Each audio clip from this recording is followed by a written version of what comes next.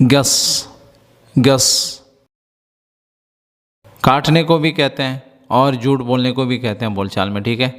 तो अगर हम कहते हैं ना कि हमारे साथ झूठ मत बोलना, तो हम कहेंगे ला तगस अलैना, ला तगस अलैना, यानी ला तजज़ब, ठीक है। ला तजज़ब अलैना, ला तजज़ब अलैना, ला तगस। ला तगस का मतलब है कि झूठ मत बोलो, और धोखे के लिए भी इस्तेमाल होता है कि धोखा मत दो वगैरह।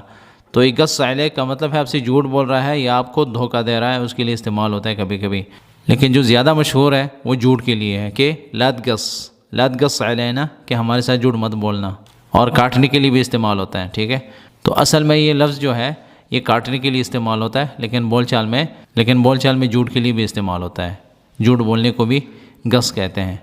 ये गस अलैना, वो हमारे साथ झूठ बोल रहा है। गस, गस।